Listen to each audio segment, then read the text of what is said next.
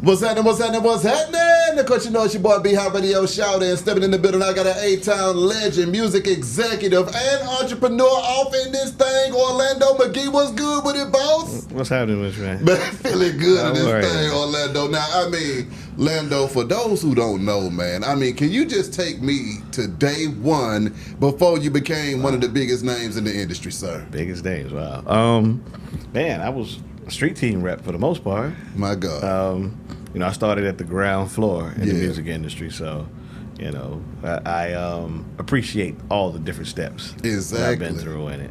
to When get me you there. jumped off the porch, though, Orlando, did you think that you was gonna really go through all of these places and impact the culture like you did, though? Yeah, actually, my plan was to outwork everyone. That's right.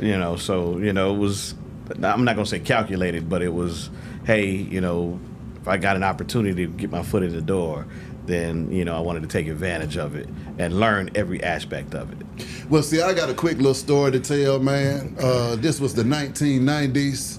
I was watching Channel 17, and I saw a guy named Orlando McGhee come on that TV screen, man. And they were following you around, and your life was looking so damn cool on that thing. I said, you know what? That guy, I need to meet him because he's out here getting it in. Man. I mean, talk to me about going from working with the city of Atlanta to maneuvering into the music industry, though. Okay. That's where I learned business for the Okay. most part. I'm from Carver Homes, Housing right. Projects. And I actually ended up working as a manager, or actually not even a manager, as a cashier at the Blockbuster Video on Stewart in Cleveland. My Avenue. God. Yeah. So this is back in the day. I was in high school. Just doing regular business. Bill Campbell came in one day. I think he was a city council member. Remembered me from a science project I had done. And actually my who I was dating, her mom worked at City Hall also, so it kind of all came together. Yeah. Shout out to Larry Wallace. Yeah. He was a very prominent figure just in the business world as a whole. He was a deputy mayor for the city of Atlanta. Ended up working for him. The city had issues with anode and cathode level. Well, I actually had done a science project on the anode and cathode levels of rusted metals. What? Won a city science fair with it.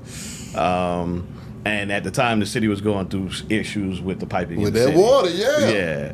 So, not that I was smart enough to really know what I was doing with the science project, to be honest with you. But it was luck and timing, Yeah. knowing the right people, right places. A woman I was dating and her mom kind of helped co-sign that.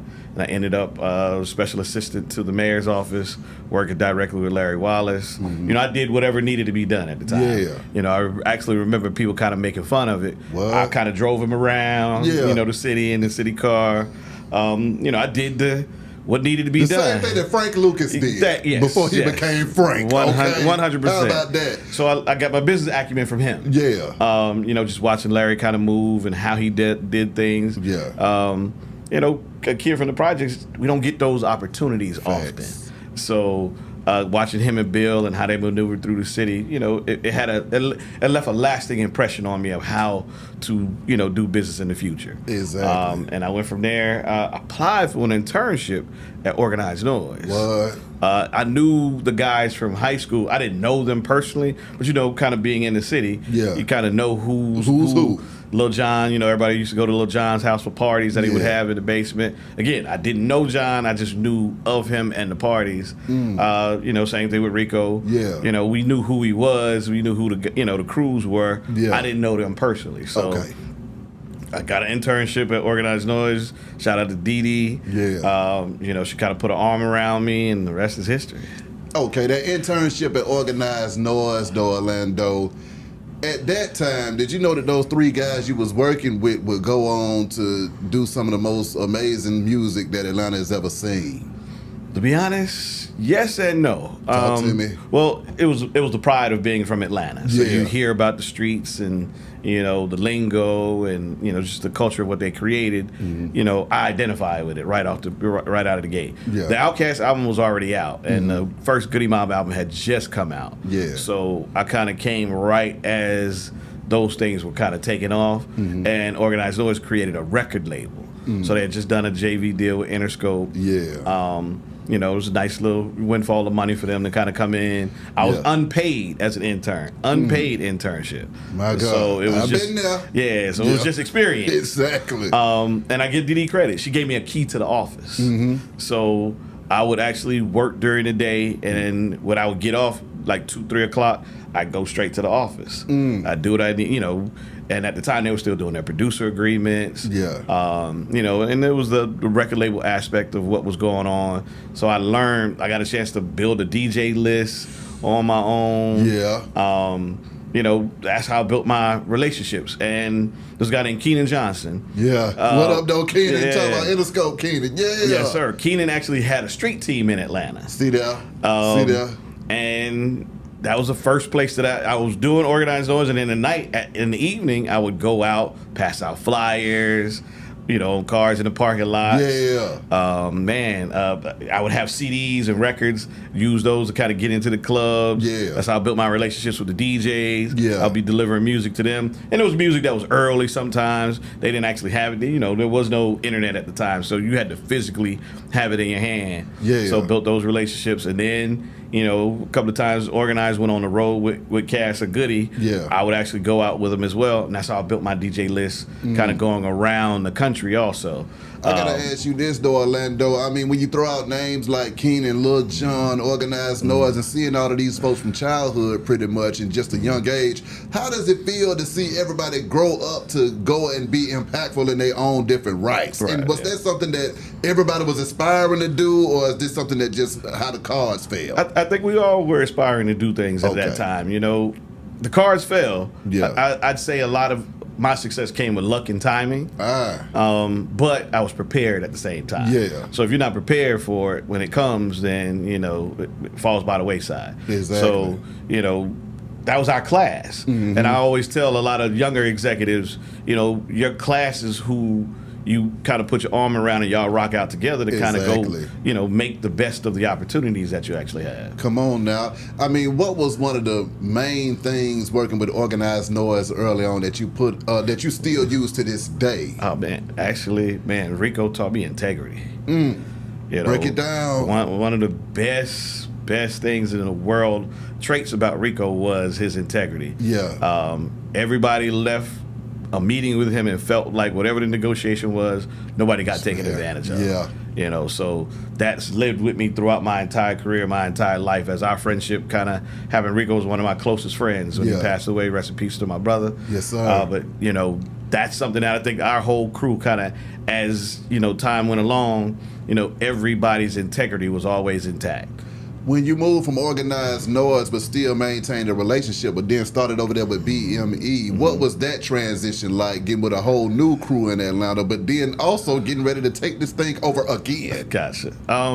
Man, it was early on. Vince Phillips was a What good up, friend of Vince? mine. Yeah. So I had actually, in between, I got with Pretty Ken and Big Floaty. Yeah, And floated the whole game. Yeah, we had put together a project called the Attic Crew album called Finally. Okay then. So believe it or not, I financed that. It was done in a guy named Jimmy's basement. Yeah. And we put together the song Dope Boy Fresh. So I did all the promo, all the marketing, and I actually financed it on a credit card. Yeah. So any shows they had to do, just promo shows, all that kind of stuff. Went out and did a deal with Southwest Distribution at the time. Yeah. And was it Southwest? Yeah, SMD. Yeah, SMD that was here. No, Southern Music Distribution. I'm sorry, Southwest was in Texas. Yeah. I forgot the guy's name. I think Mike Walker, I believe was his name. We did a deal with him just to distribute it vinyl. I mean, not vinyl, but the CDs into the stores. Got it on the radio, kind of took off. A couple of labels called. We could never get a deal done. But in between that, Vince saw what I had done with that. Believe it or not, Vince discovered Scrappy and Trillville opening up for the Attic Crew one night. My God. Yeah, and you know, John was in the mix. Yeah. But that was Vince that actually sat there and saw it And that seen first it, time. yeah. And I was standing there looking at Vince looking at me, and it's like 1,500 kids losing their crazy. mind, and we like, yo, what the? I don't know if I can curse. What the fuck is going on right now? Yeah. We've never heard of these kids before. we were on the east side, Yeah. out on Memorial Drive, and it was incredible. Oh my God. And so I had set up an office, actually in the BME office Yeah. at the time, just on the side. Yeah. And I was doing all the Attic Crew stuff, and Yolanda Carter was in there also, great friend of mine who's an entertainment attorney. Yeah. And, Vince just kind of pulled me to the side like, yo, man, we kind of going to do some things, you're interested in working with us. Yeah. And I was like, sure. I didn't even, again, I didn't know John at the time. Vince was the only one I knew. Yeah. And believe it or not, I think the day after that, Yeah. Scrappy and his mama was in the office at Trillville and their parents. Vince was, Vince and John was signing him in that moment. My God. And then, their deal with Warner Brothers came along, and, they started the label, and the rest is history. Being with BME at that time and seeing that crunk take over the world, I mean, what was that whole, situation like, just watching it go from here all the way to there? Man, that was an incredible time and an incredible moment. Because if you look at music now, it's a bunch of dudes standing in the club kind of mean mugging. Yeah. That was the era of Atlanta dance. Yeah. So, the dance floors are still happening. Everything was kind of still moving. Watching the early stages of it. Because John was already doing it. Yeah. And to watch Scrappy and Trillville kind of emulate it, but with their own little seasoning to it. Exactly. And the younger bass. And pass the baton. Yeah. And we smiled a Yeah. lot. I mean, it was hardcore music, but man, it was a happy time.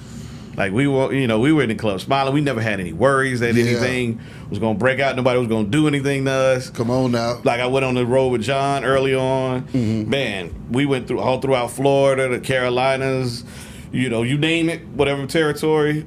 I actually got a chance to see it from the hole in the wall nightclub, to arenas. Okay, what is it that allows an artist to go from a hole in the wall nightclub to an arena? What's the difference between that artist and the artist that never makes it out of the hole in the wall? Again, it's luck and timing. Whoa. But also having the information to be able to move yourself. Okay.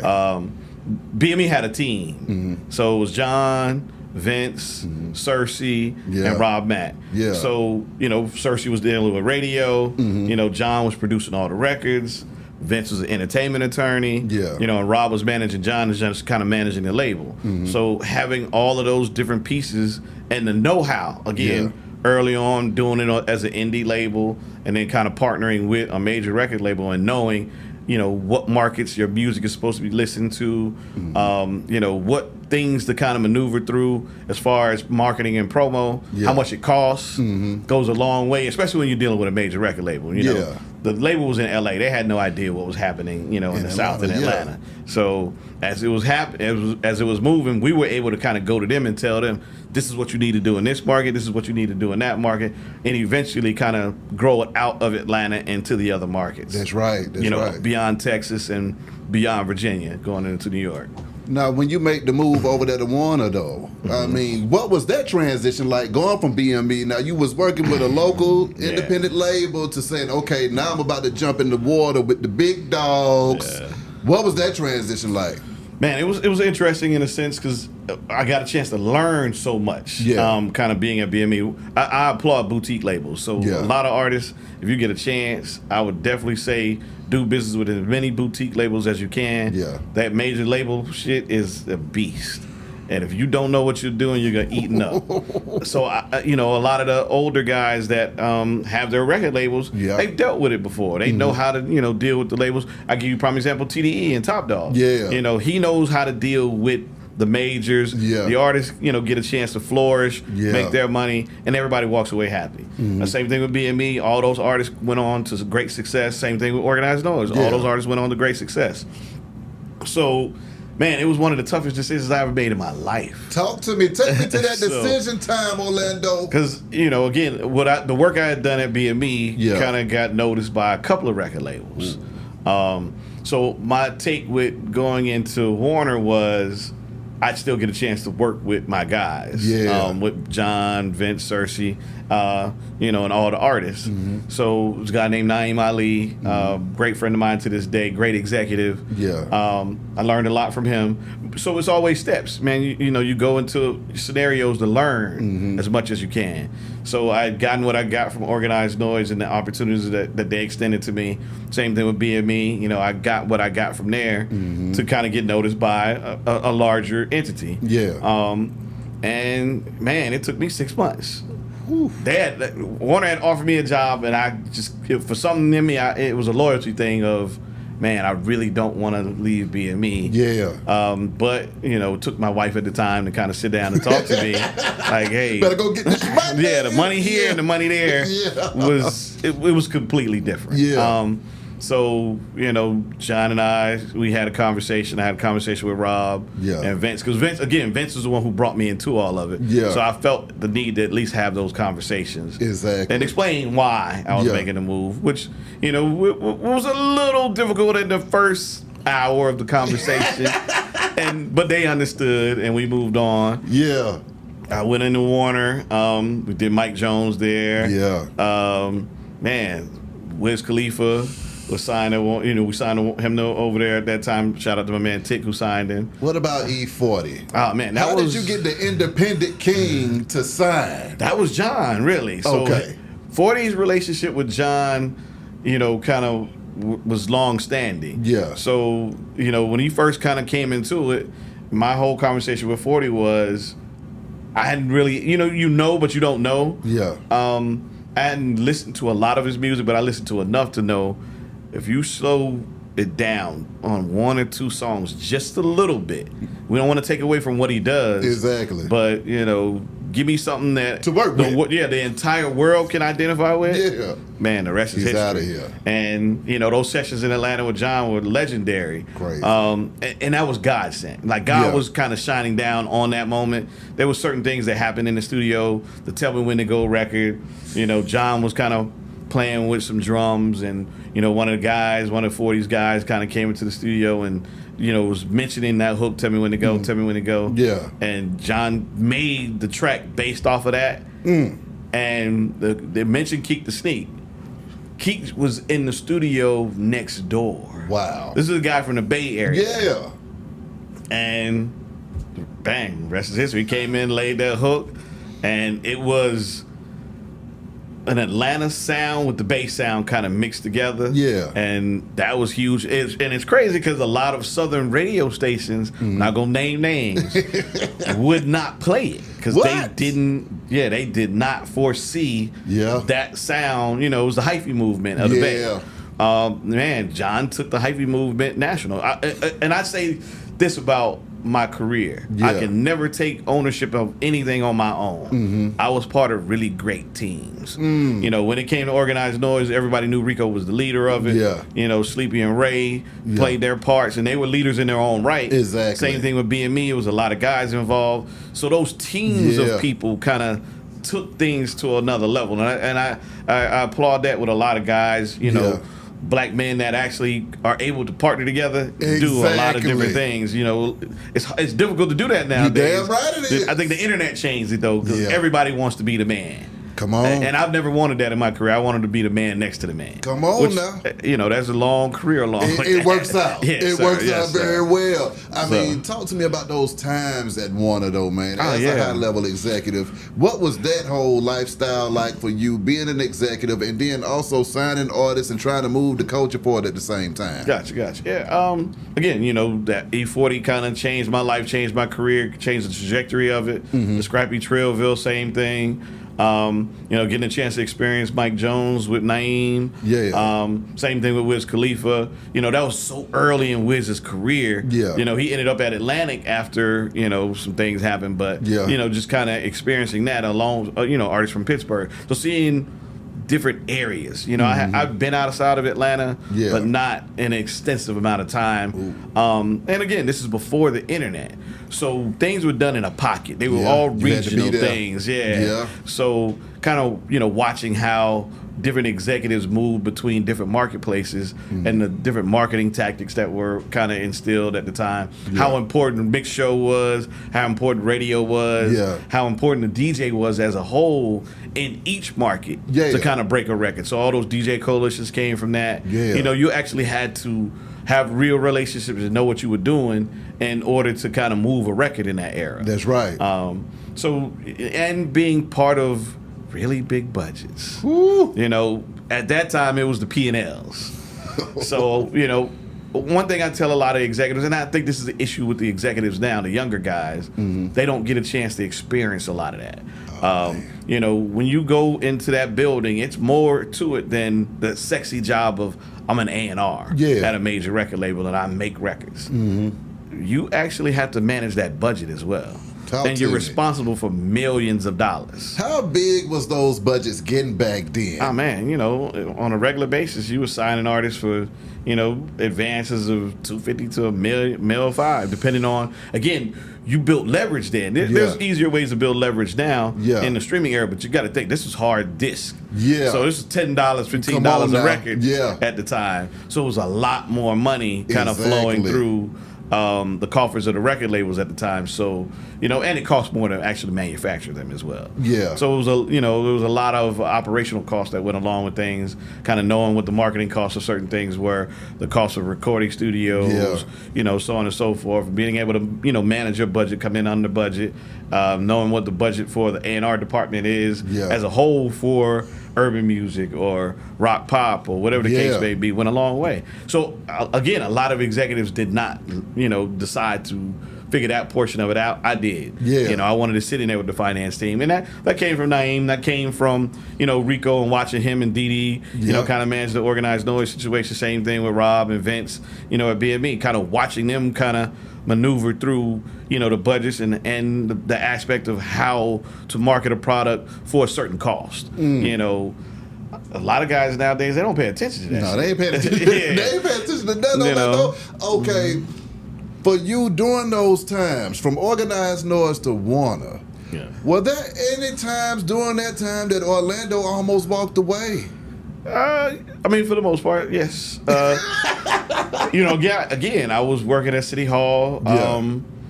I think I'd left City Hall by the time I went to BME. I was just doing BME, but I also was managing Drama Cannon and Sense at the time also, and the affiliates.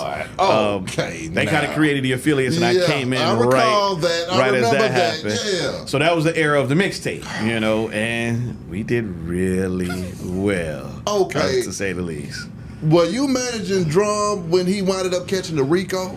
No, I just exited and took the job at Warner. But the team that I had put in place, a guy named Jason Brown, a couple other guys, they were still there. So one of the first phone calls out of the office came to me. Oh, my God. So they came over to my office at the time. I was in the Biltmore at Warner at the time.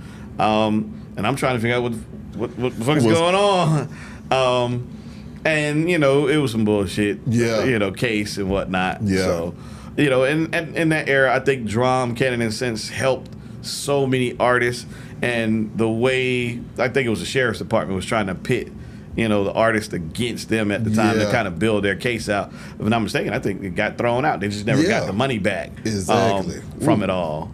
I mean, you know what? I'm sick of you, Orlando, because you find yourself around the greatest of all time every time you do something. So I don't see you wasting no time around there, okay? Not at all, not at all. Seeing a young drummer, Cannon and Sense doing their thing, I mean, how did you help to organize what they had going on to get them on a more business-centered situation versus three Negroes with a mixtape? Gotcha. So, you know, again, coming from a business background with all the mentors that I had in it, one of the first things that happened was, it's crazy, it was a thing called mixunit.com. We did a lot of business with mixunit.com. I think Clayton Sparks was the owner of it. And then we had the retail stores also, which was a big part of our business. When Oomp found, Big Oomp, my brother to this day, when Oomp found out what we were selling the CDs for, he called me and was like, look, man, you know, this is what these cost. Because you guys are selling it for this amount, you're undercutting everyone else. And, you know, I took that in and had a real conversation with Drum. like, look, we could actually really maximize what you're doing. Yeah. No, nothing to the artists. The artists weren't necessarily paying at the time. Yeah. We were just getting music, so we were promoting their music on the Exactly. mixtapes, kind of breaking artists. Yeah. So we had to find a way to make it make sense financially for Drum. Yeah. So we went up on the cost on the retail side, and it was wholesale. And then with Mix Unit and a couple of other mixtape sites, they tried to push back. It was real bullshit. What? 'Cause we were like, hey, this is what we're going to charge for the CDs. They actually told us, well, we'll just buy one and then make copies of y'all shit. Ooh. And put it out ourselves. We were like, all right, cool. We'll just let the world know that that's what you're doing. They're not getting original DJ drama. Exactly. They didn't do that. Yeah. But, and again, I had to go back to luck and timing in a sense. And I'm not going to say this was that much luck because, what was it, Operation Desert Storm happened. Yeah. So a bunch of U.S. soldiers were being deployed overseas.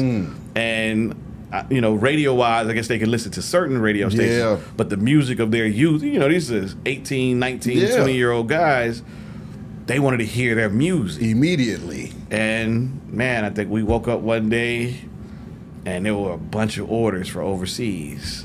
And there was a lot of money in the PayPal account. I'm not going to say the dollar amount, but it was life-changing money. So within like a 48-hour period, we became an operation. So I got an office set up for them. We brought in Jason Brown to kind of handle the distro of it to the stores. Yeah. We actually set up a real operation of how to get this, the tapes out. Yeah. And one of the things we did, we weren't necessarily selling the music. Yeah. We were selling the cases. Yeah. So, that was our workaround in a sense of it. And again, we were promoting music. A lot of the artists that came on those early mixtapes, Drum, Cannon, and Sense had a great ear. Yeah. So they knew what to put on the mixtapes. It was just a way, I found a way to kind of bring it into a business sense of it. And then we decided to kind of start a record label from it, and it was Affiliates Music Group. They were coming from the Super Friends. I don't know what kind of disagreement they actually had. We got a great relationship with Mars. What up, the though, guys Mars? Yeah. came from whatever disagreement they had. Drum called me. Was like, hey man, we need your help. Yeah. I was like, all right, cool, set it up. And the rest is history. We made a nice lick of money. Then we did a deal with Kevin Lyles and actually Jason Jeter.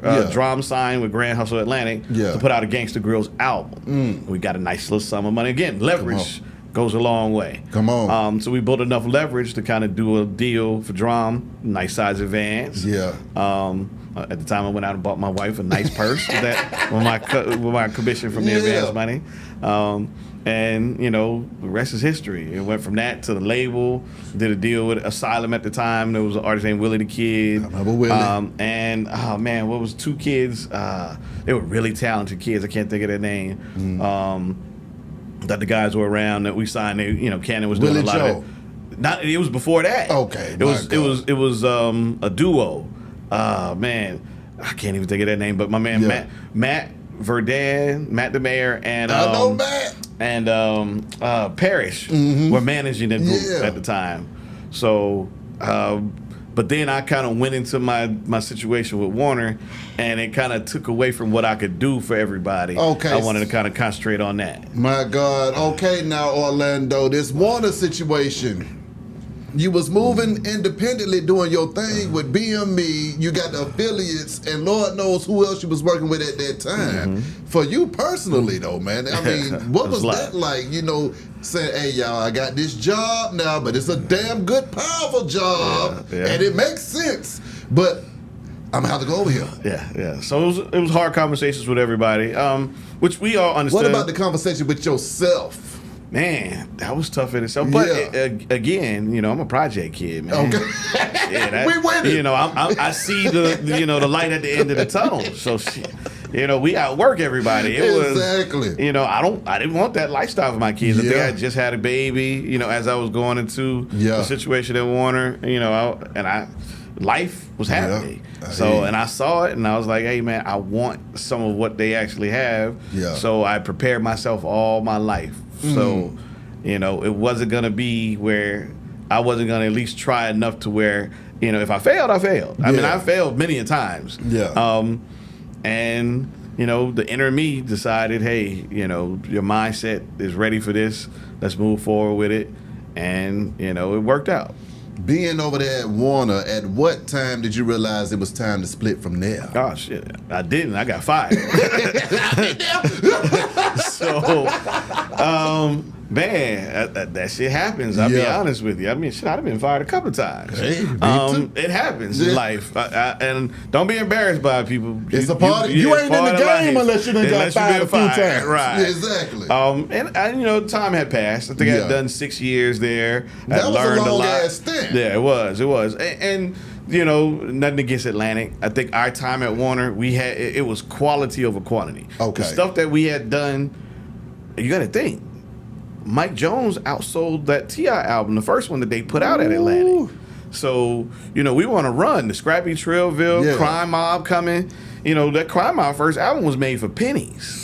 So the windfall of money that had come into the label for that, was huge. Yeah. And you got to think about now Iconic, T.I. was considerably more iconic of a figure. Yeah. And I think Atlantic had chose Paul Wall over Mike at the time. So that was a huge win for our company at the time we were doing that. Crazy. Just a lot kind of came down, snowballing. The leadership changed. And that happens. When they came in, they wanted a crew. So I think we were working on a Diamond and Princess solo album. Well, actually, we had done a deal for them to do an album together. That didn't work out. So we had solo deals for both of them. Yeah. The new leadership didn't want to do those. Crazy. And a lot. You got to think, even TDE. That's where my relationship with Top Dog came from.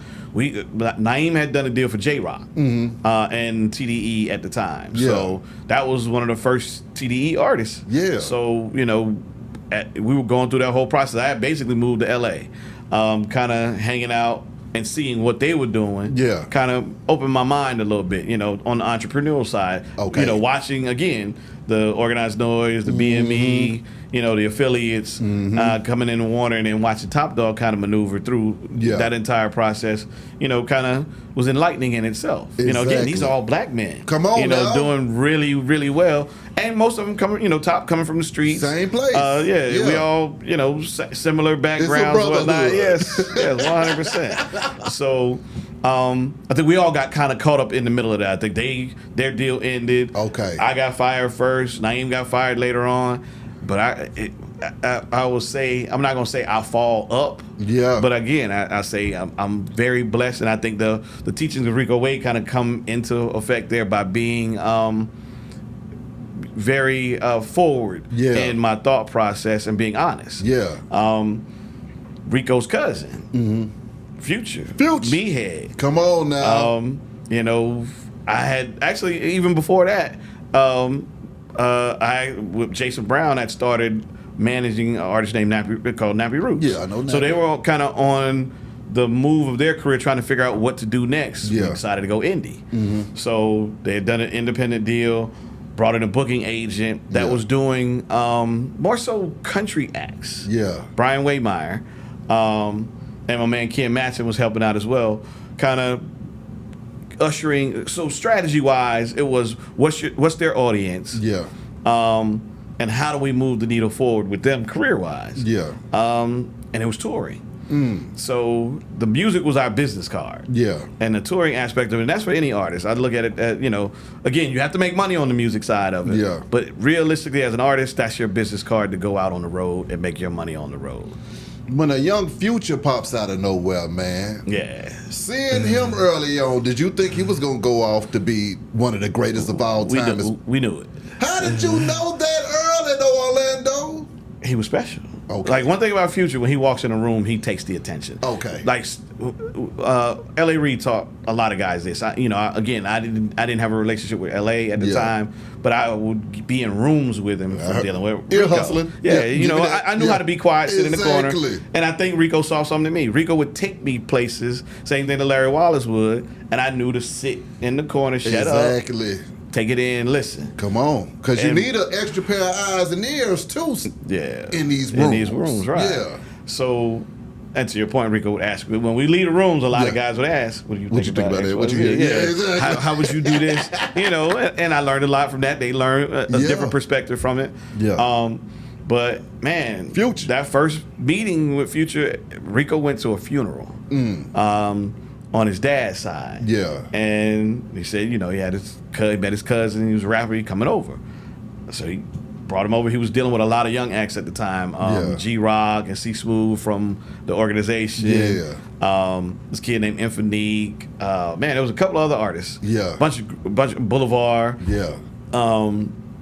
So when Future walked in the room, everybody kind of looked at him kind of crazy, but I'm looking at Reek like, that's him. Yeah. And again, I didn't have a lot of say so at the time, but I'm around, and I assume he trusts my opinion because Reek has me around. Yeah. And I was like, wow. Then the first time I heard him, rap, I was like, okay, he's pretty good. Then when you heard the hooks, then. I'll give you a prime example. The Ludacris Blueberry Yum Yum. Yeah. Future wrote that. Crazy. And this was early. Meathead. It wasn't even Future. So he left such an impression on the Dungeon that G-Rock named him Future. Crazy. He said he basically told him, you're the future of music. But he was that special, kind of. Future's the most talented artist I've ever worked with in my entire life. You gonna take him past 3 racks? Yes. Oh!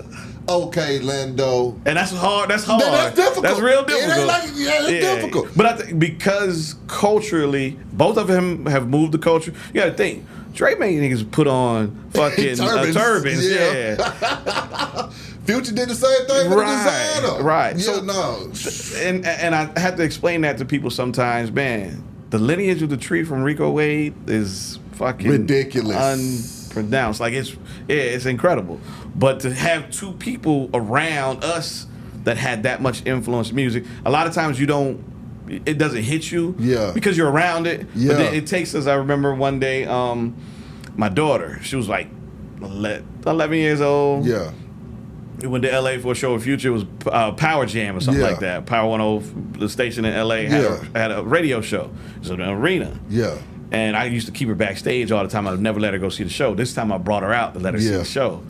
And she's watching everybody sing this is LA. Yeah. Every word of a Future record. She was like, Daddy, we gonna be rich.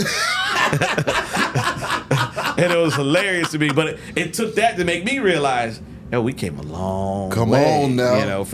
And I didn't manage Future from the onset. Yeah. It was a guy named Propane. Yeah. And Propane had done, a really good job. Yeah.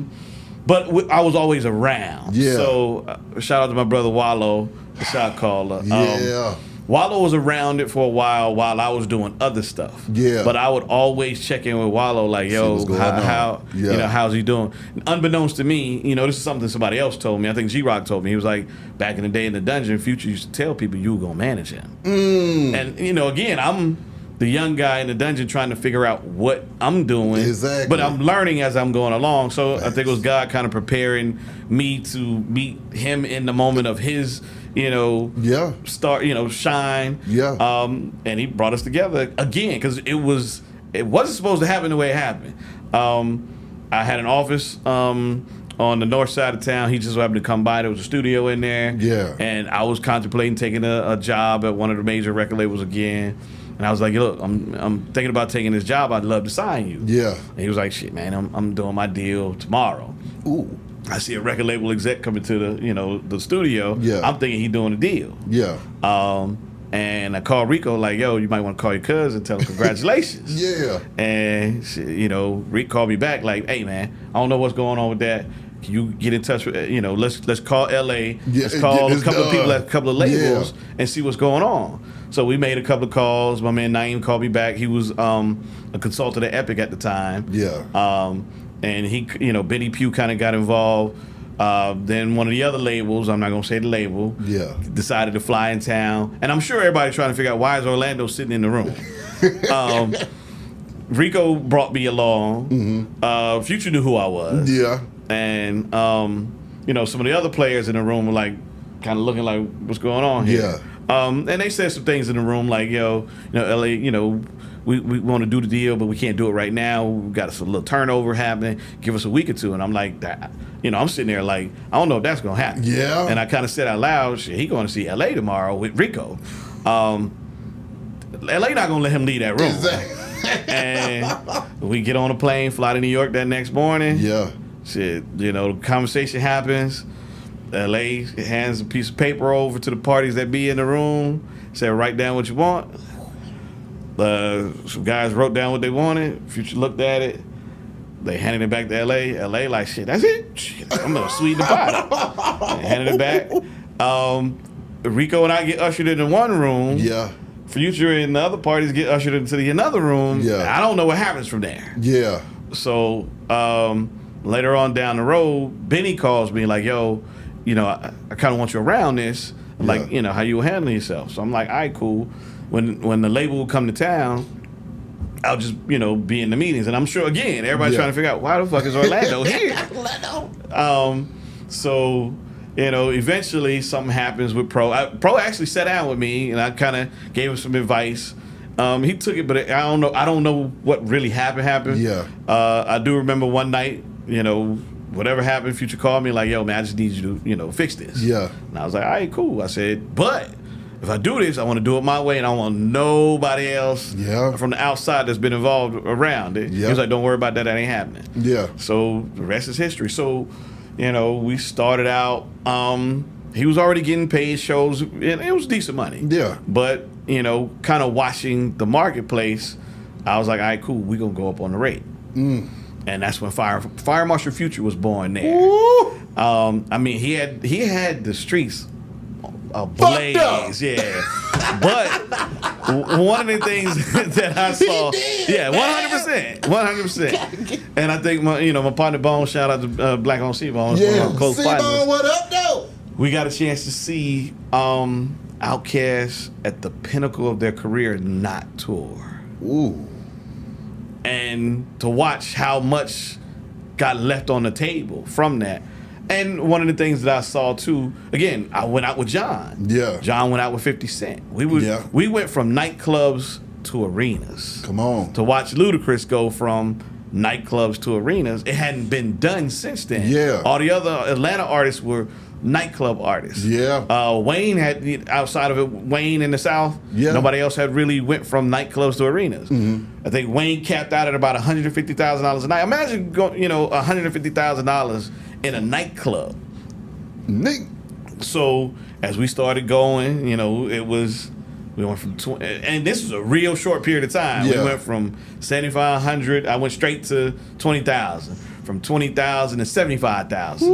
When it got to 75,000, I had to sit him down like, hey, we need to figure out how to maneuver through this. Again, it's strategy. So he's like, I'll look at it. Now you got to think. Hard ticket dates, we were probably worth about $7,500 at the time because there was no touring history. Yeah. And in a nightclub, we get $75,000. You know what kind of conversation that shit was? Yeah. He looked at me like I was fucking crazy. Like, you really think I'm gonna take $7,500 when I can go get 75 grand? Yeah. Orlando, you done lost your fucking mind. Yeah. So it took a lot of convincing. So, man, it's crazy it is. I went to every manager to kind of partner with me. Shout out to my man Jay Brown. Jay Brown was one of the only ones to take me up on it. Yeah. We couldn't make it happen at Rock Nation. But again, this is, you know, I knew this was bigger than me at the time. And then kind of booking agent. So I knew at the time we have to go find us a booking agent. So called all the agencies. Nobody was really kind of in it. Yeah. There was a young lady named Caroline Yim at ICM. And ICM at the time was a smaller agency. Yeah. When I was at Warner, I did with Justice League. I signed an artist named Laws. I ended up managing him as I exited out of Warner, and I put him on tour with Talib Kweli. Corey, Talib's manager at the time. No. Corey Blacksmith. Okay. He was managing Talib at the time. Yeah. He introduced me to Caroline because that was their booking agent. So Caroline was the only agent that took my call. So she sent out. She partnered with a guy named Zach Iser. Yeah. And I'll never forget this. Any artist in Atlanta knows CIAA. Yeah. That's big money maker for us. Thanks. So we would go on a Thursday. and get paid from Thursday to Sunday. Maybe twice. You do a day party. Yeah. You do a nighttime show. The next day, day party, nighttime. Like, it was big money getting. We walk out of there with $300,000, $400,000 for that weekend.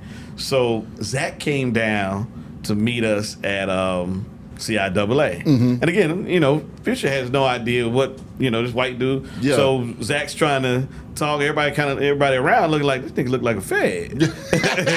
So it was hilarious. So it took Zach a while to kind of get into it. Yeah. We finally got everybody together, had a conversation, and we decided to let ICM rep us non-exclusive. So it was you know, you eat what you kill. Exactly. You know, we were still doing and they didn't want to do it. Yeah. But I think Caroline and Zach saw the future of it as well. I think they might still be Future's agent to this day. I'm not 100% sure. You know, he's been through a couple of managers now, but I think that team that was initially put together was still intact. And shit, the rest is history. Now, the first run we did, our first festival. Yeah. Again, I would say every new artist in Atlanta owes Future, you know, a lot in the sense of, man, we were the guinea pigs for a lot of shit. At the time, EDM was happening. Yeah. Now, one of the things I did do, again, is strategy. And I'm not going to say I'm the smartest person in the room, but you remember mixtapes were huge. That's how I made my living at a time. Yeah. So I knew how important mixes. What was the mixtape site? Live mixtapes. Live mixtapes. Pesh and those guys. Yeah, Pesh, what up, dog? So LA didn't want us to do any more mixtapes. So Future was like, I got to do one more. But what I was able to do is go to Live Mixtapes. Yeah. They gave us the data.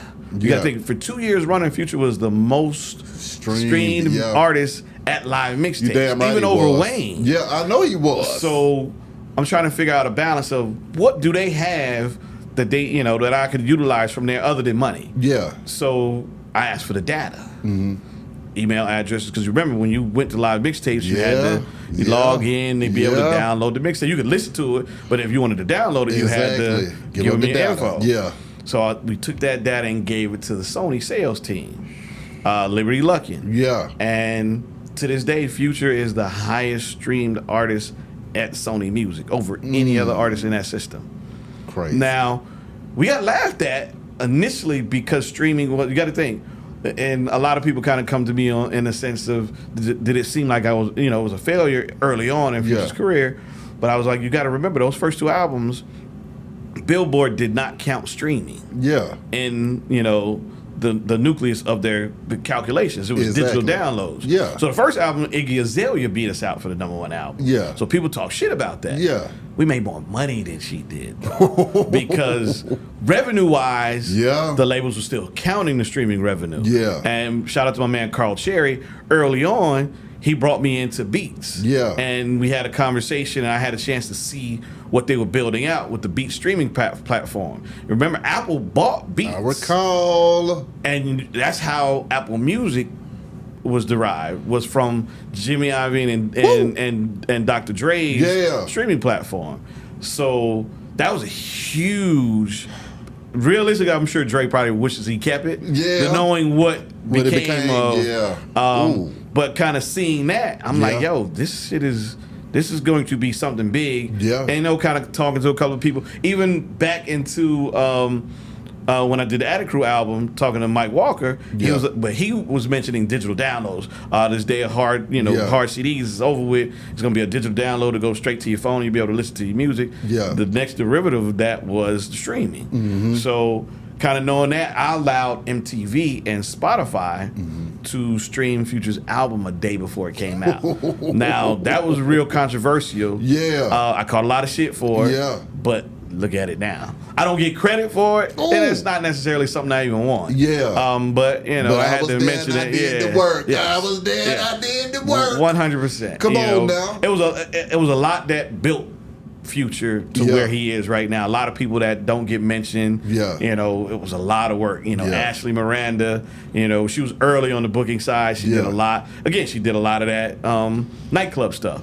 can you speak to Future's work ethic though, and what allowed? Because see, my thing is like even with a DJ drummer, I had a chance to work closely with drummer, and I knew drummer was one of the hardest working fools I ever met in my damn life. Gotcha. So is that something that is a commonality with all of these people, from a Lil Jon to a Future to a DJ drummer 100%. to a Rico Wade? And that's why I say I've had a lot of failures also. One of the keys is when you get in a situation where you work harder than an artist, it becomes a problem. It's a failure. It's definitely and it comes back on you a lot of times because you feel like you just didn't, accomplish what you needed to accomplish in it.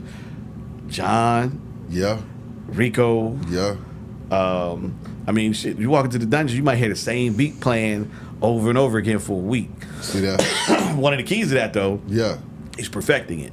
I remember So Fresh, So Clean. From the inception of it, listening to what Rico kind of created behind it, it took maybe 3 weeks to finish it. It was a Sleepy Brown record.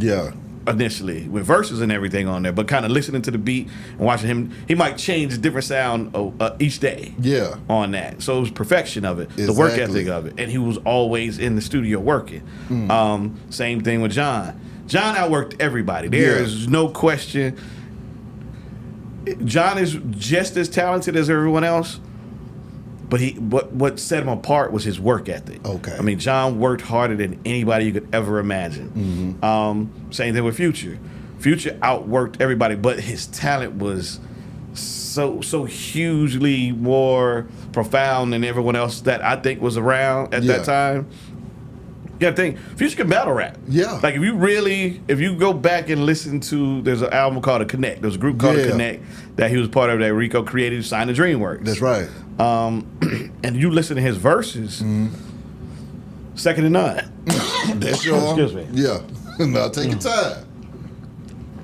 Oh man, excuse me. Now you good? We gonna chop it up. Get it out. So, oh man. You feel me? We gonna chop it up. Oh We gonna have you pass it out. So, those things kind of go hand in hand: work ethic and talent. Me, I outworked most people. A lot of guys that were in my class that didn't continue on. I mean, you got to think I'm not gonna say my age. I'm 50 plus though. Not too much beyond 50. But most of the execs have aged out. I'm kind of still doing it, but it was two things. I decided to figure out the streaming side of it. Shout out to Emmanuel Zuns on OneRPM. I learned a lot from working at OneRPM. Okay, then. And we're passing the knowledge along to a lot of artists, legacy artists that we say. But being around a lot of guys that worked really hard kind of has helped my career, and I've passed it along as well. There's a lot of execs that were assistants to me or interns for me that actually have gone on to really successful careers. Shout out to my man Wilt Wallace. What up, though, Wilt? Wilt is like he's a legend in his own right. Come on now. The senior VP of promo over at Columbia Records. Byron Wright at BMI. What up, though, intern. Jennifer Drake was my assistant over at VP of A&R over at Interscope. These are all people that kind of, you got to pass it along. You damn right. Rico put me under his wing and taught me the game. Along with, John and the guys. So, same thing with me. And if I say anybody that has a chance to intern or become an assistant, do it, That Art of Organized Noise documentary. First of all, I got a question, man. Why is that not available for streaming at all times? That's one of my favorite documentaries of all time, and I have to wait for it to get re-released or something? What's going on with that? Man, it breaks my heart sometimes. We did a deal with Flavor Unit. That's who financed it for us. At the time, we probably could have, but we didn't know film and TV. Shakim and Latifah. And they did a deal with Netflix. Well, we all did it together. Which that's how it came out. Great decision. It was huge. Somehow, somewhere, I think that's, if you notice, after that, Netflix decided to do a whole bunch of hip hop documentaries themselves. Damn. So I kind of kept the guys away from doing the Atlanta interview when they did the Atlanta episode, because I'm like, basically, we're about to give our story away for free when we were making money off of it. Exactly. someone called one of the guys that didn't tell them what it was for. They went and did it and signed the release letter for nothing. Yeah. So there's a 30-minute segment on our crew on the Netflix version of our doc. So Netflix didn't need ours anymore. I know somebody close to the guys, they just didn't know. Somebody they trusted. And, you know, being that we went to Netflix initially, Hulu, all the other streaming platforms, they don't want to be second. But it's still gonna do numbers regardless of where it's at. Though. Yeah, but it's strategic with us. Now we're trying to figure out where we want to take it. Okay. You know, there's been a couple of conversations with Tuma about putting it on YouTube and putting it behind a pay window or whatever we could actually do with it. Or a couple of different outlets. We're trying to figure out what to do with it. We want to do it on an anniversary, something that's special that means something. But there's a couple of projects just amongst the crew to kind of tell the different stories. I'm sure eventually you might, again, I don't know for sure, you might see an Outkast movie. You might see an Organized Noise TV show or movie. You might see a Goody Mob movie. You know, you're going to, right now, at this point I don't got time for the mic. We need all that, Orlando. We need that. I hope one day you will see it. I think the world needs it. So, but everybody's still working. So, you know, I have to say that crew, again, I claim it because that's where I was birthed in the music industry. And, you know, I don't have no Dungeon Family tattoo, but I think I'm honorary, so to speak. You know, we've been able to accomplish so much. What was it like putting that documentary together, though, man? Because I mean, that was an excellent documentary, sir. Yeah, it was a lot of work. It was a lot of work. And again, we had never done it before. We went through 2 directors. I love QD3. He was able to capture some great stuff. A lot of the interviews, a lot of people kind of trying to, you know, work through the schedules. It was a little controversial. So when we re-release it, we might actually add some outtakes from it. A lot of footage that you didn't get a chance to see. I think when we put it all together, the first edit was about 8 hours. So imagine having to condense down 8 hours worth of work to, an hour and a half, 2 hours. So it was very, very, very tough. I'll say this, but it was therapeutic also. And I think it's no secret to it. The guys had gone through some IRS issues. The documentary is what actually made, I know, Rico go and deal with it all. Like he went down to the IRS office the last day of filming. He went from taping the documentary down to the IRS office and worked all this shit out in that moment. So, well, not in that moment, but it made it a point to go see. Got it on the right track, and now, knock on wood, everybody's, straight. Great, It's a cautionary tale. I'll definitely say, all the young producers and everybody out there, keep your business in order. Exactly.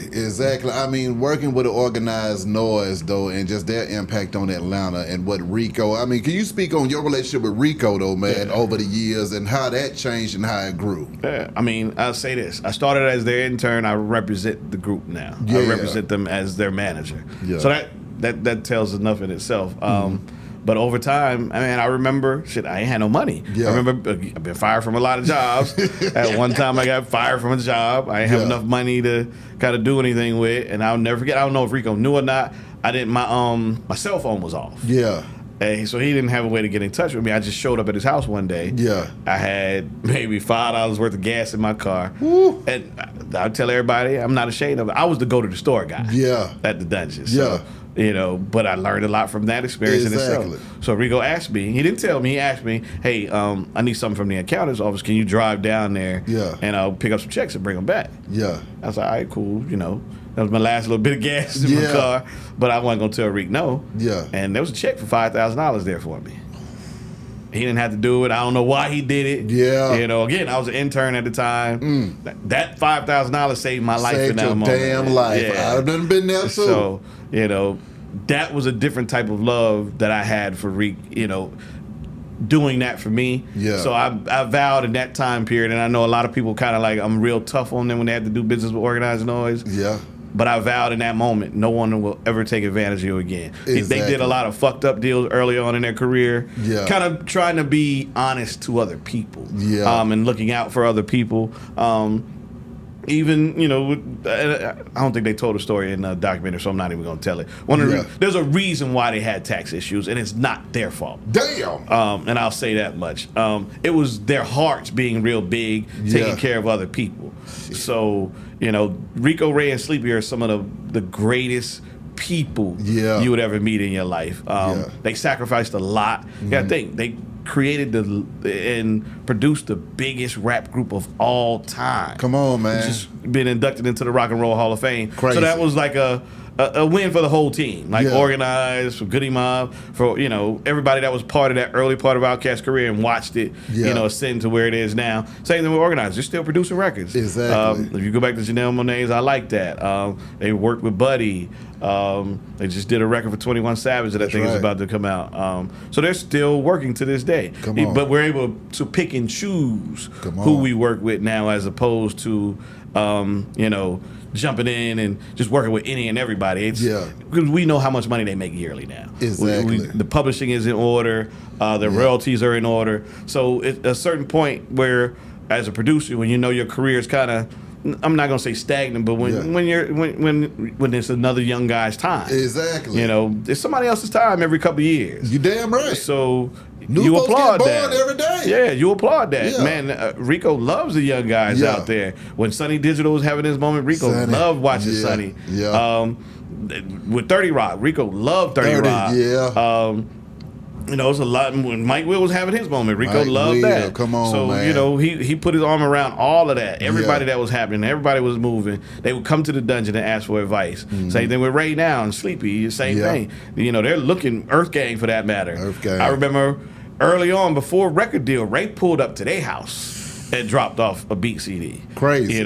So, the guys have always been, proponents of whatever's happening next, whatever's young, supporting it without even asking for anything in return. Damn right. Now, when it comes to Rico, what were some of the jewels that he left on you that you still carry with you to this day, sir? Like I said, honesty and integrity. And, just being happy. Yeah. He had been through a lot in that sense, and he wanted to, the last couple of years, we were able to find some form of joy in making music again, and even a celebrity. Like the documentary kind of changed a whole perspective of him because people hadn't given him credit. They didn't know who he was. People didn't know the role he played in so many other people's lives and careers. So even at the funeral service, kind of seeing everybody around and the homage that was paid, that went a long way. And I wanted to make sure he went out, the right way. The people understood the legacy that he created, within Atlanta, the legacy that Ray and Sleepy created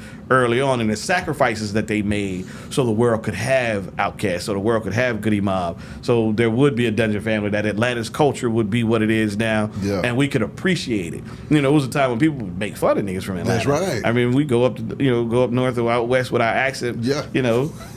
People would laugh at it. Not the chicks though. They dug us. Oh, they loved us there when we showed up now. So, but that went a long way. Those lessons stick with me to this day. I'm with you. When he passed, though, Orlando, how did that impact you, man? It was crazy.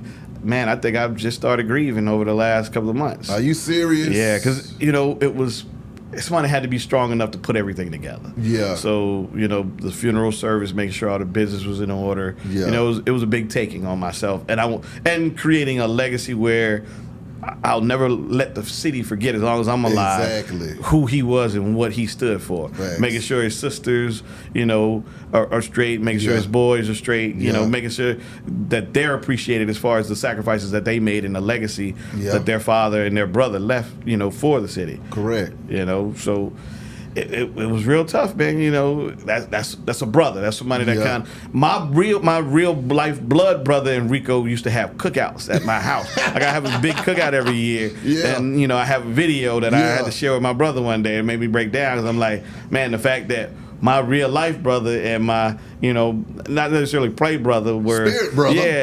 They got along just as well as I did, with him. So they found a common ground in cooking, and man, they would talk to each other without me. It was crazy. Something would happen in my life. Rico would call my brother, and my brother would call Reek, and I'm like, what the fuck going on? Why y'all talking about me? But it was. That unconditional love, I had gone through, a bad time, right before. And I remember one of the last conversations we had was about, man, I apologize for not being there for you, X, Y, Z. But kind of watching him deteriorate also kind of, was hurtful in a sense because, this was Atlanta. Rico, he was Atlanta. He is Atlanta. Come on. Come on. Now, Rock Nation, though. Ooh. How did you find yourself over there with the Jigga Man and Rock Nation? Man, let me see my NDA say I can talk about this. No, I'm kidding. I feel that. Be honest, I've signed so many NDAs throughout my career. Don't even know if she even opened up your mouth ever again. But again, man, I have to say this. Loved Jay Brown. Even Tata for that matter, Desiree, Jay, the level of business that they're doing is insane. Crazy. Before walking in there, I was afraid, I'll be honest. I think even before taking the job, Benny Pugh called me and we had a conversation about it. I remember kind of telling Tata, I was like, man, I don't want to be the guy from Atlanta to fuck this up. So, it was, it's one of the most iconic companies of all time in music. So, a guy from Atlanta, Carver Homes Housing Project, walking into Rock Nation, that was a big deal. That's real. And a senior level management position at that. So, being able to sit in meetings with billionaires, watching them court Rock Nation to do business with them went a long way, and it went beyond music. It was meetings about other shit that I can't speak to, but the level of business that they do there, it's incredible for a black man from a housing project. I think Ty and Jay, they're from a housing project. Jay Brown comes from a different, cloth, but those guys, these street guys, just like all of us. I ain't never been the street guy, but I come from it. So, watching that shit gave me a whole new life. That's what I was about to ask you though too. At the same time, you're over there at Rock Nation and you're saying that you're seeing billionaires courting them for their business and stuff like that. How did that change your perspective on the levels of, success that a black man can reach inside of these industries, man? I mean, let me know it's attainable. Okay. I mean, you could see it with LA, but even dealing with LA, it wasn't quite that. I was never around Puff, enough to see, his business and what he was doing. And down south, for some reason, those types of deals don't come down here. Or that type of business for guys in music. If you deal in business and you're a corporate attorney or, whatever type of entity you're in, you might actually have it in that space. But a guy that that made his money, that made his bones in music, to be doing multi-billion-dollar deals is unheard of. So it changed my business mindset. It changed my perspective. Actually, believe it or not, I probably made more, if not just as. Future was great. We made a lot of money together. Never questioned anything we've ever done. I love Future to death. That's right. And anybody that speaks negative about him, I will correct you in a heartbeat. The same way I will with Rico Wade. That's right. My time at Rock Nation did the same thing because it gave me a whole new perspective on how to do business, the level of it. I've probably made just as much money, if not more, since Rock Nation, but learning from how they did business than I did when I was working with Future.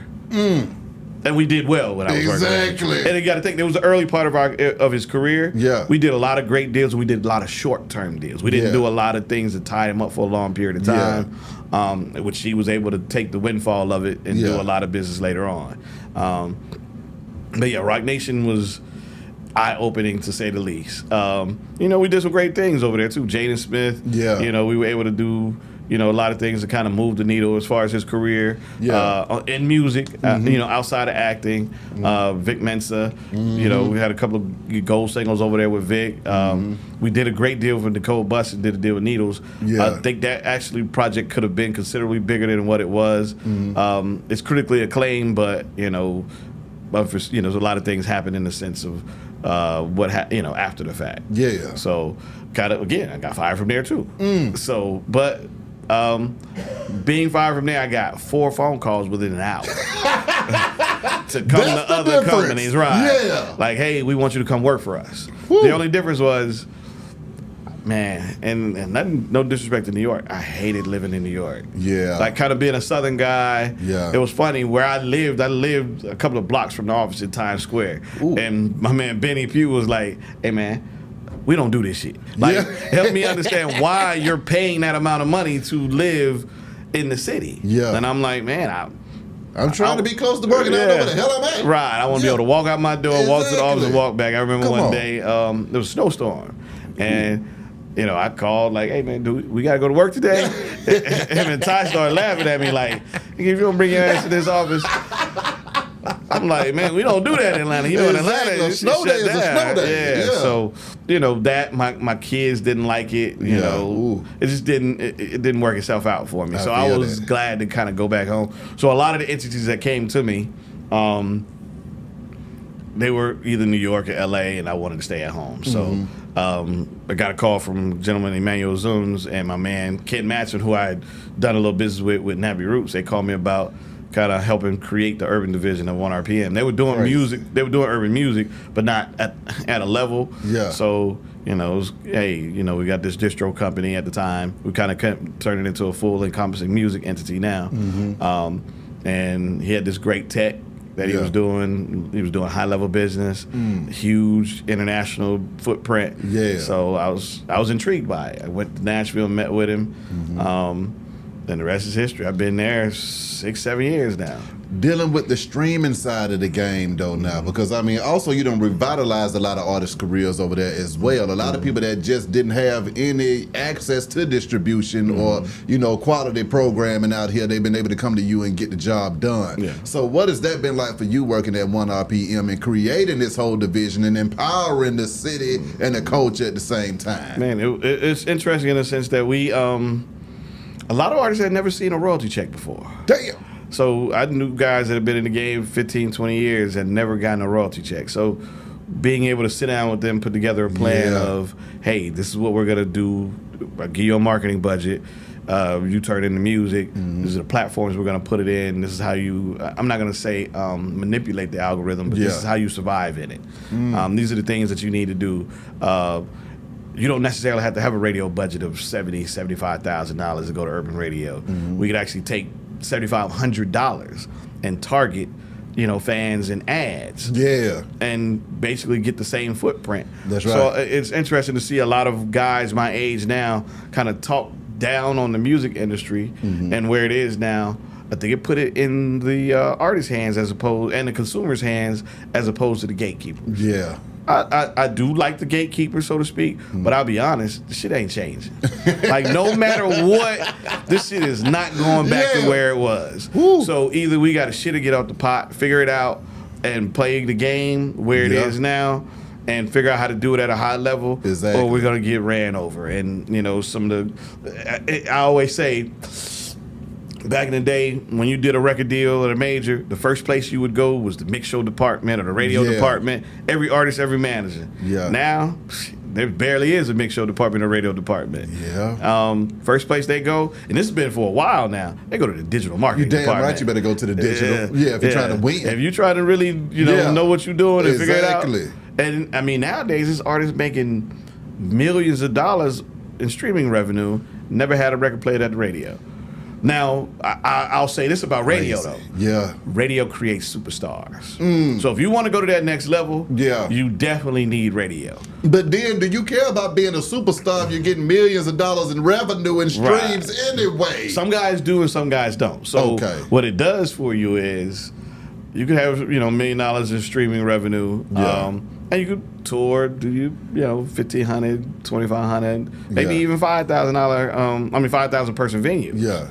But you spend that $75,000, $150,000 at radio. Yeah. Then you're doing 15,000 person, 20,000 person venues. Yeah. So the money is different if you could catch a record at radio that does well. Yeah. That's the difference in it from my perspective. Yeah. And I've seen it time and time again where, artists does, and it's a process. But again, that's why I say it's strategy. When you get with a manager, when you get with a record label, they have to have some form of strategy to kind of move you forward. Yeah. Otherwise, it's all going to fall by the wayside. You know, again, it has a lot to do with luck and timing, but if you're not prepared with a strategy when the timing comes along, then you're going to fall by the wayside. Ooh-wee. How do you feel about this new age that we living in, though, Orlando? When you think you was there for the hard copies, you was there for the hard copy mixtapes. Yes. But then you saw the transition to live mixtapes. Yeah, I was at cassette tapes to CDs to digital downloads to now streaming. Come on, man. I kind of love it. Talk in a to me. sense that, again, if you don't learn, if you don't take the time to learn your craft and figure out technology as it's moving along, I think that was the problem with a lot of major record labels early on. You got to think, hip hop suffered. Yeah. It suffered tremendously early on, at a time when, you know, pop and rock and EDM was doing extremely well. Yeah. We figured it out because we were streaming. Live mixtape, again, shout out to live mixtapes. They do not get enough credit for making hip hop what it is to this day. They made a lot of money, I'm sure, on their own. They did. But they actually helped break through and introduce streaming to the masses, and hip hop was how they made it, which is why hip hop was actually able to kind of jump forward in front of everyone else. I think that hip hop music is a bit stagnant now. There was an era when there was you could get a Talib Kweli and have a 50 Cent. You could have street rap and you have the knowledge also.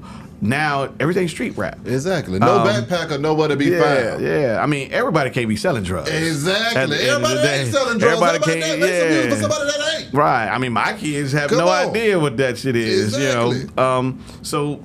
And it's hard to find music that they are happy about. My son, he listens to old school music with me. Mine do too. I mean, he you know, it's interesting. He mentioned BHM, actually Infamous, which is a kid we just recently signed. Yeah. He you know, I have him go through a list of records that he listens to, and send it to me, and he sent me this list, and I'm like, oh shit, we just signed this kid. Crazy. That's all right. So it made me feel good in that sense. But you know, him and his friends. Same thing with their parents. They listen to a lot of old school hip hop. They're searching for a different thing in life. And I think society as a whole has played a part in it where, man, you know, I know the take on Bill Cosby, but at the end of the day, I discovered black HBCUs through watching the Cosby show. World. In a different world. Yeah. So we don't have that anymore. I mean, you have TV shows on there, but I don't think it's being pushed. You don't see kids walking around with more house. We have to create that. Yeah. We have to create that, and you done inspired me to create that again. Yeah, Thank man. you, sir. You know, I went to HBCU. Me too. I'm teaching that one now. I went to one, so now I totally understand the power of it. But then I'm going to ask you this one, though, Orlando. You got folks out here that screaming up and down that they ain't making no money off of streaming. However, I don't agree with that myself personally. Why are they saying that they ain't making no money off of streaming? And then also, what role did all these bots play in everything? Well, I say the bots are terrible in a sense because, you know, people are inflating the numbers. Now, there was a time when you really couldn't tell. But you can tell now. There's certain research ways where you can tell whether or not if everything came out of Thailand, it's not right. So. Right, thank you, exactly. A kid in Atlanta with 1 million streams in Russia. You've never been there before. Come on. But, you know, the bots are a big issue. But I'd say this. If you know how to maneuver, I'll give you a prime example. Organized Noise and Goody Mob did an album together that I put out at OneRPM. That's right. One of the reasons why we did it was we were looking at the streaming revenue that the catalogs made. Yeah. And in order to push the catalog, we wanted to put out new music to kind of reactivate the algorithm. And you know, a lot of guys don't do, you know, they're not doing that. So or they just think, well, I'm gonna put it out and it's gonna happen on its own. Yeah, again, you gotta have some form of strategy. You gotta work now. Now on the revenue side of it, again, everybody they didn't move along with technology. Yeah. So we let tech companies take over the music industry instead of dictating, hey, in order to get my music, to license my music, you actually have to pay me X amount of dollars. Yeah. So now it's become regular. It's accepted. Yeah. So it's real hard to kind of go back and say, hey, with all these millions of copyrights that are out there, we're going to take all of them back and renegotiate our deal. Who's going to do that? Realistically, there's billions of dollars being made from the shit now. Yeah. It's too late to kind of go back and say, hey, Spotify, take all our... You really think Universal Music Group is going to go to Spotify and say, take our entire catalog down? Nah. At all. And what the record labels did, they were smart. Give me a piece of your company now. Woo! So they ain't losing. Yeah, exactly. So on the indie side, there are entities out there that fight on the indie side, like with OneRPM. Yeah. We're part of a conglomerate of indie companies that, you know, fight for, you know, rights as far as the rates of streaming and whatnot. But again, that's only a certain market share of music being consumed worldwide. Yeah. So it's really tough. There are lobbyists out there that fight for it on a weekly basis, you know, through at BMI, ASCAP, the performance rights agencies. But, you know, I have to tell artists, you could go on Instagram all day and talk shit unless you actually go put some action into it. Go lobby your congressmen, go lobby your senators to kind of have those conversations. You got to think, Spotify's not an American company. So, you know, Apple Music is, but, you know, and Apple pays at a higher rate of return than Spotify does. Most of those guys, you know, kind of complaining about it, do they even know the rate of return of what they're being paid for each stream? You know, there's a Spotify premium rate, there's a non-premium rate, there's a, you know, rate at Apple, there's a premium rate at YouTube, there's a non-premium rate. So realistically understanding that and how much revenue is being generated from that kind of goes a long way. You got to have an understanding of it, research, and then kind of go have conversations. That's what the lawyers and, you know, the lobbyists are out there for now. I'm with you. Lastly, Orlando, what advice do you have for somebody that's trying to get into this industry? Gotcha. And they might not want to be an artist. They don't want to be in the front, but they want to be involved in this industry, and they love it. Man, know your craft. That's the first thing. I never forget, and shout out to my man Billy Calloway. He's in town. I got to hit him back. I never forget, one of my early meetings in music was with Billy Calloway at a producer that I was working with. You know, I was trying to get in the music industry. I thought I was doing my thing. Got a phone number. Called Billy. He was like, yeah, bring him in for a meeting. He's a producer named Shell Rocks. He's dope, too. We sit down, play some stuff for him. So Billy's like, all right, cool. I love the kid. What you want? Man, I had no fucking idea what a publishing deal was. I didn't even know what a publishing company was at the time. So I was stuck. And I'll never forget, one of my closest friends, Yawanda Carter, entertainment attorney, I called her like, yo, I just went through the most embarrassing moment of my life. I will never be in that situation again. Because I didn't know my craft. I'm trying to do something and I had no idea what it was, what came from it, how the money was made for it. How the money was made from it, actually. So, you know, everybody wants to become Birdman overnight. You know, at the end of the day, Birdman worked real hard to become who he was. Everybody wants to become Top Dog. Man, overnight. These guys worked tirelessly and started from the ground floor and doing what they're doing. So I'd say you had that shit. I did, you know. I didn't want to be out there passing out flyers in the dead of winter in Atlanta. You know who was out there passing flyers out with me? Who? Alex Giddywan. See there?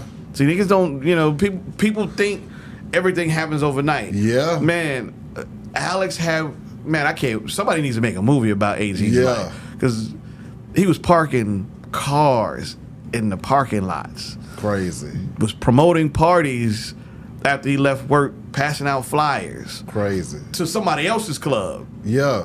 And he eventually went and bought the clubs.